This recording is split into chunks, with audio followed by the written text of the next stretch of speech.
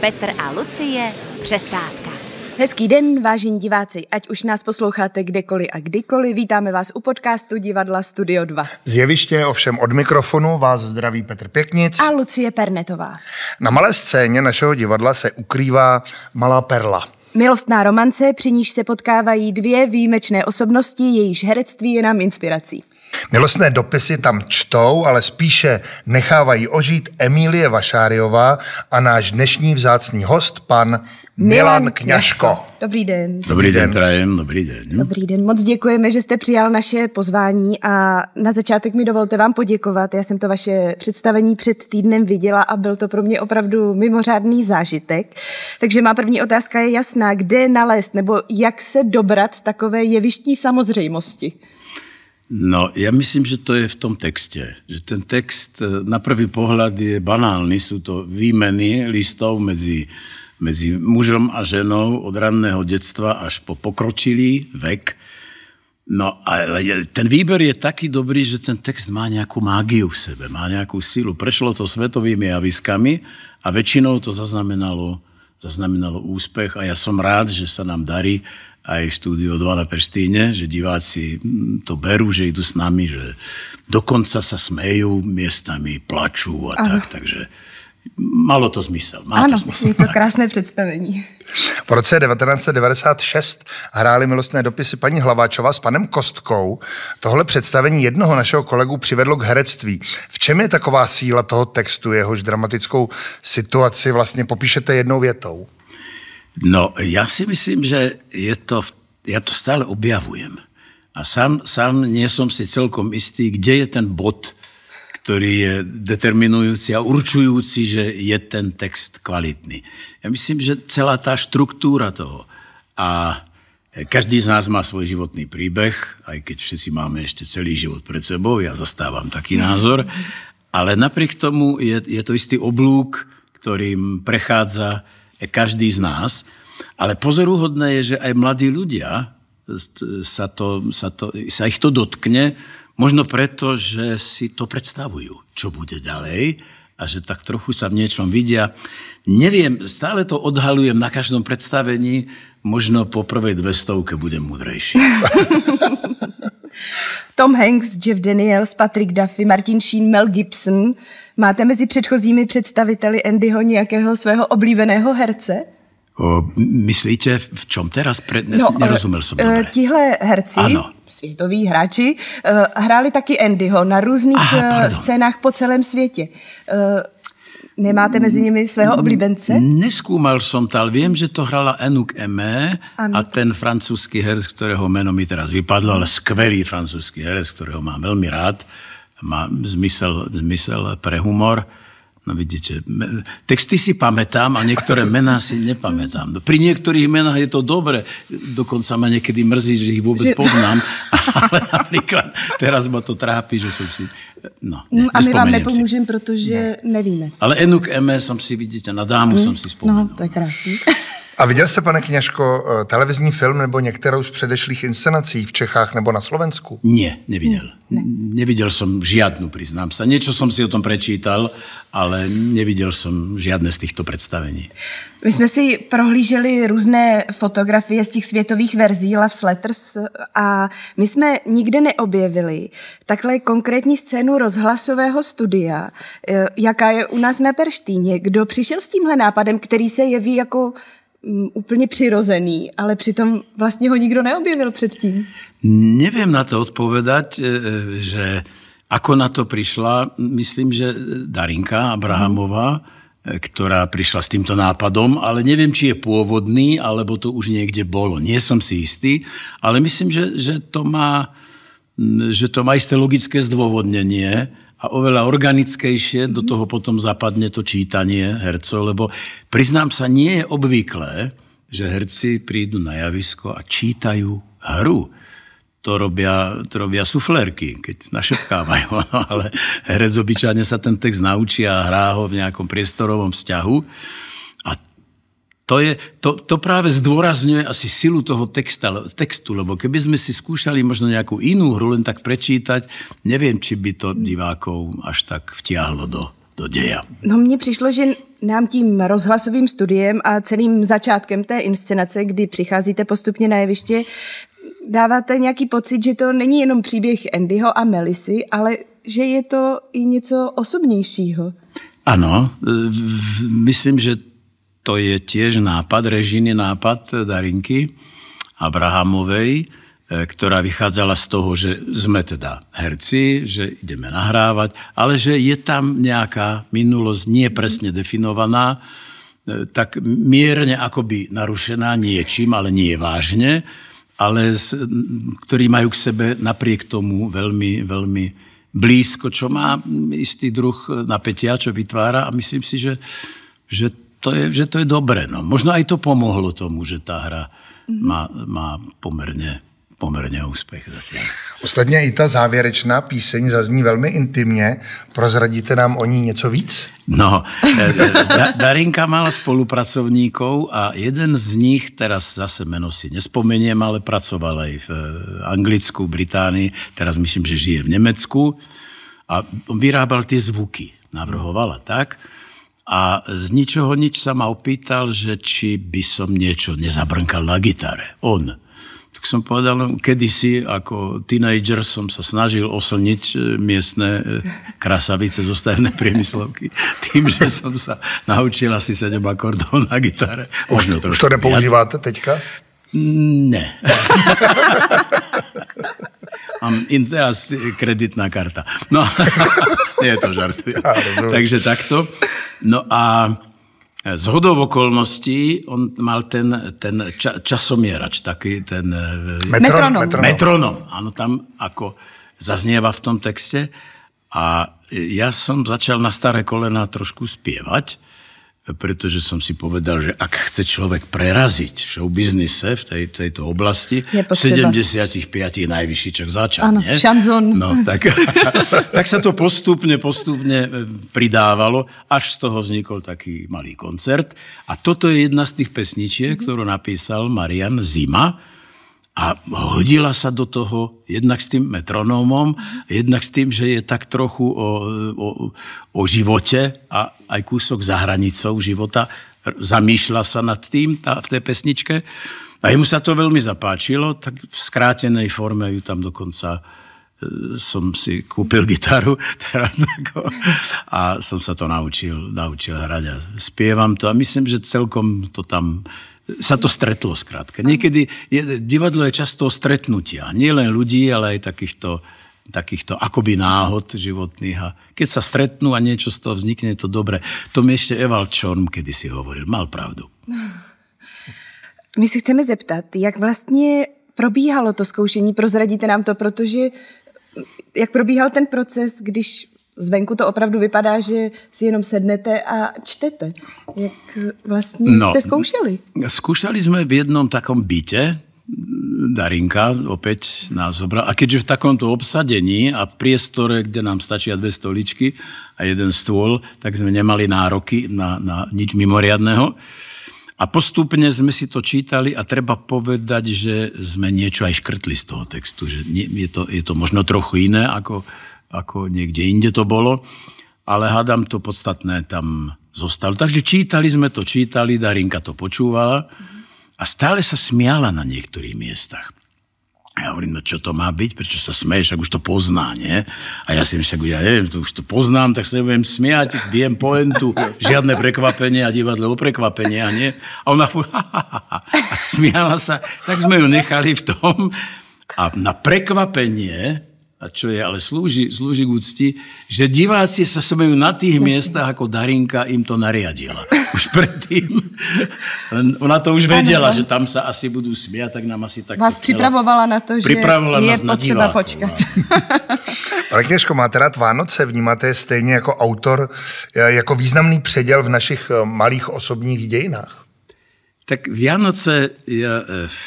Pre každého niečo znamenajú. Pre mňa je to taká spomienka na detstvo, keď ešte sme verili napríklad aj v niečo rozprávkové alebo niečo, čo je mimo nás. A súčasne to bol akýsi sviatok a ľudia sa stretávali, takže niečo mi z tých Vianoc určite zostalo. A teraz to prežívam so svojimi vnúkmi. najlepšie, pretože keď vidím, že podobné očakávanie majú v očiach, ako som možno kedysi mal ja. Dnes už zase viem, čo príde. To je ako s tým textom. Už poznám tie Vianoce. No. Keď už je má človek niekoľko desiatok za sebou, tak už nie sú pre mňa prekvapivé. No a viem, že to nenosí Ježiško. Ano. Tie darčeky. Víte to? No, už, já třeba to taky vím, ale nevím. Vždycky ten večer si říkám, tak třeba přijde. Ja zase si myslím, že ten Ježiško ovplyvní tých, čo to potom nakoniec po ten stromček donesú. No. My si umíme představit, že tak, jak jsme vás viděli s paní Emilií na jevišti oblečené, tak vás můžeme potkat i v civilu. Napadlo nás, máte vlastně vůbec kostým? Máme kostým, ale teraz musím prezradiť niečo, čo možno sa nemá, že tá návrhárka kostýmov navrhla mi také oblečenie, dneska sa to volá outfit, aby sme si rozumeli, po české, po slovenské to outfit však, že vypadám tam ako taký starý páprda, že proste vychádza. A Milke sa to nejako nevidelo. Hovorí, že prečo ty chodíš v takomto svetri a máš také tieto, proste však príď, normálne ako chodíš, no. Tak odvtedy nechodím v kostýme, ale chodím v civile. Veď napokon sme herci, ideme čítať do rozhlasu, nahrávať nejakú hru. No prečo by som si mal obliekať nejaký starecký kostým v mojom mladom veku? A proměnila se ta inscenace nějak? Vy jste měli premiéru v květnu v loňské sezóně, tak mě zajímá, víte, že někdy se ta inscenace posouvá, tak jestli při tomhle tvaru to je nebo není možné? Jestli se dokážete ještě s Emilkou něčím překvapit?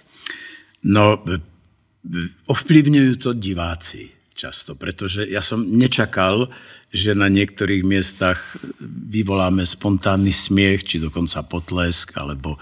Takže samozrejme do veľkej miery sú zúčastnení diváci na tom, čo je takmer na každom predstavení, ale nejaké zásadné významové zmeny samozrejme nerobíme, ani nie je potrebné. Treba to dodržať a treba skôr sa znovu presvedčiť, že je to tam správne a že by sme sa mali svoju energiu venovať tomu, aby sme to zopakovali tak, aby to vyzeralo, že je to na prvýkrát. Ano. Ta hra je mimo jiné o přátelství. Neměl byste nějaký návod, jak si udržet přátelství v dnešní době, když všichni někam spěcháme, není moc času si dojít někam na kávu, natož napsat dopis? No, treba sa občas zastaviť a treba mať takých ľudí, nikto z nás nemá veľa, ktorí vám povedia nezištne to, čo si naozaj myslia, aj o vás, aj o situácii okolo vás. To je asi jedna rovina.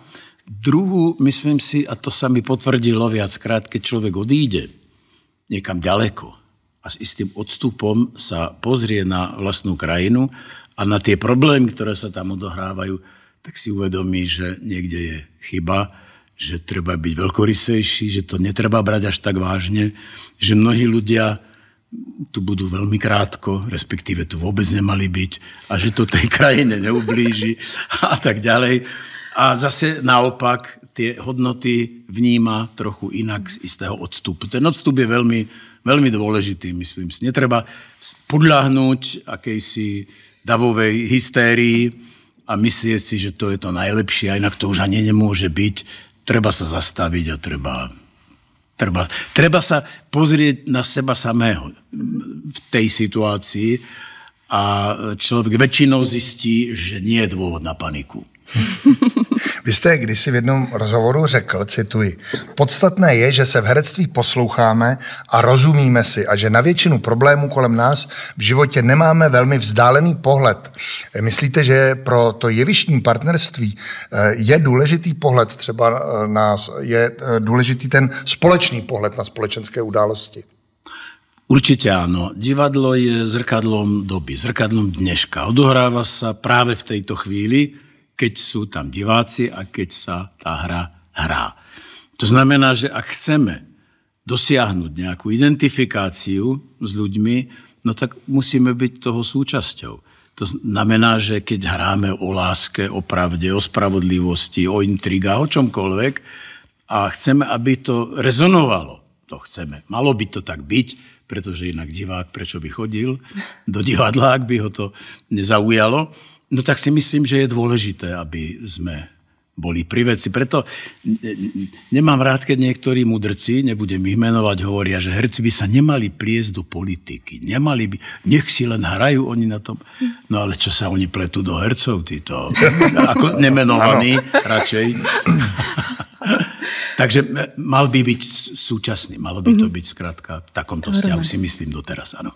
Vy hrajete ve slovenštině, my jsme rozuměli až překvapivě snadno, ale tak jsme Husákovi děti. Máte zprávy od mladé generace, jestli je pořád pro ně ta slovenština tak dobře srozumitelná? No, ja si myslím, že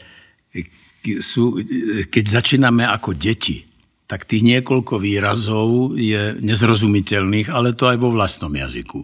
Áno, ale najpodstatnejšie je, že ak je niečo zaujímavé, tak nie je absolútne žiadna jazyková bariéra. A je to tak trochu afekt, že naše deti už nerozumejú a my sme rozumeli. Keď oni boli deti, tiež nerozumeli. A dnes už samozrejme rozumejú, pretože už všeličo. A tá blízkosť je, myslím si, na takej úrovni, že nepoznám dva také jazyky vo svete, ktoré by boli prakticky bez akýchkoľvek bariér. No. Kdybychom to skúsili překládat, keby sme to skúsili prekladať, dospeli by sme k tomu, že tady není žádný rozdíl, že tu nie je žiadny rozdiel. Tak povedzte mi. A snažil som sa nájsť nejaké slovo, ale... No, ale my jsme našli. Ano? Máme. Já jsem se nerozuměl, jo? Jestli nám pomůžete, pane Kňažko. No. Že som snoril v dievčenskej šatni. Snoril? Tak to nám přeložte. No, hľadal som. Hľadal. Jo, trochu čmuchal. Čmuchal, no. Snoril, ale zase, keď kontext, tak čo ste si predstavovali, že v tej dievčenskej šatni robno? Dá sa tam robiť všeličo v dievčenskej šatni, ale toto snorenie je čmuchal. Dobře. Ano. A ještě máme. Máme kaktus v črepníku. Črepník. To je květina. No, a potom býváme v dome Kočiša v New Canine, nebo to nevím, jak se čte teda anglicky, ale New Canine, ale ten Kočiš v dome Kočiša. Kočiš je ten, čo na koči poháňa tie kone. Kočí. No, tak áno. Tak dobře. To je kočí, ale my sme mu pridali š na Slovensku. Kočiš. Sme veľkorysí. Alebo vy ste mu zobrali š. No, to možná. Tak děkujeme. Tak děkujeme za dovysvětlení. Jinak jsme rozuměli všemu. A zase ste ju predlžili i. Kočí. Ano, kočí. Kočiš, dobře. Andyho láska k japonské dívce je v tom příběhu zahalena tajemstvím. Víte vy sám pro sebe, jak to v tom Japonsku bylo, nebo to není důležité? No, viem, ale nepoviem. Ne, ja myslím, že to je, že tam bol nejaký vzťah určite a Japonsko je iná civilizácia, iná kultúra a veľmi, veľmi príťažlivá, keď človek otvorí si trošku dvere do toho. Ja som sa trošku venoval japonským, takže je to veľmi zaujímavé a myslím si, že je dobre, keď sa dvere do tejto komnaty otvoria, človeka to môže len mu to niečo priniesť. Ano. Andy i Melissa se utkávají se žárlivostí. Některým mužům je tahle vlastnost cizí. Jak to máte vy, pane Kňažko? Jste jako Andy? Máte žárlivost pod, řekněme, racionální kontrolou? Ten pohled. No, mám zbraň. Máte zbrojní pas? Mám zbrojný pas. Aké žiarlenie. Ja, takže istý druh žiarlivosti, ja si myslím, že je prirodzený, pokiaľ neprerastie do takých patologických javov, že chce vedieť, kde, kto, čo. Ale aby sa človek zaoberal tým, najmä keď je mladý, čo robí jeho partnerka, keď tam nie je, alebo keď venuje veľmi podobný úsmev niekomu, o ktorom som si myslel, že patrí iba jemu. Se nedá vydržet. Niečo tam. Je to istý pojem a nevyhli sa tomu ani svetoví dramatici o žiarlivosti toho. Tak netvárme sa, že je nám to úplne cudzie, ale netreba tomu zase podliehať. Musí sa to vyvážiť nejakou veľkorysosťou a nejakým pochopením a ústretovosťou a tak ďalej. No. Neměl jste v průběhu toho zkoušení touhu začít psát dopisy? Kedysi sme písali dopisy, dnes už to je len pri SMS-kách alebo pri mailoch a telefonáty a tak. A je to škoda, pretože je to niečo na tom je. Keď napísať list je... No. Ale už to nerobím, už nepíšem. Nie. Teďka máte krátce po premiéře inscenace Red v divadle na Jezerce, to znamená v hlavě spoustu nového textu. Není pak jít hrát milostné dopisy takový večer za odměnu, taková úleva, takový oddych? No, oddych do tej miery, že si nemusím opakovať texty. Ale na druhej strane tá koncentrácia a predsa len akási hlasová námaha tam je, takže nedá sa povedať, že to je ľahké predstavenie, ale je výnimočné. Prvýkrát v živote som sa osobne stretol s tým, že prídem na javisko a čítam texty a je to inscenácia a myslím si, že už sa mi to ani nevyskytne, ale som rád, že som to vôbec mohol zažiť a že to funguje. Takže je to istým spôsobom odľahčené, pretože tá hra, čo ste spomenuli toho Logena, to je o maliarovi, Rodkovi, o skutočný príbeh, inšpirovaný teda týmto maliarom, nesmierne ťažké texty. Skvelý preklad, ale je to tá americká literatúra, ktorá sa veľmi zložito vyjadruje často o jednoduchých veciach. Ale je to krásna hra. Som rád, že som dostal tretíkrát dôveru v divadle na Jezerce a dúfam, že budú tiež spokojní. A jedna odlehčující otázka. Na závěr máte nějaký tip, co může být v koktejlu Mořský vánek? No, niečo... Ja si myslím, že niečo, čo vytvára predpoklad k tomu, aby si ľudia rozumeli, a napriek tomu netreba to prehnať, pretože potom môže prísť k tomu, že to nevyjde. No. Ale netreba to asi prehnať s ničím. Viete, to je Morský vánok, keď ich vypijete viac, alebo keď máte veľkú túžbu, príliš veľkú, nekontrolovanú niečo urobiť, môže sa stať, že to narazí na kameň. Takže treba sa kontrolovať niekedy. My vám moc děkujeme, že jste přišel. Přejeme spoustu diváků, spoustu nadšených diváků, tak jako jsme byli my. Mějte se moc krásně a hezký den. Děkujeme. Pekný den vám prajem. Ďakujem. Krásný den i vám, milí posluchači. Hrací termíny a všechny důležité informace najdete na Studio2.cz. Děkujeme, že přestávku posloucháte a na YouTube ji můžete samozřejmě i vidět. Těšíme se na vás v divadle. Od mikrofonu se s vámi loučí Petr Pěknic a Lucie Pernetová.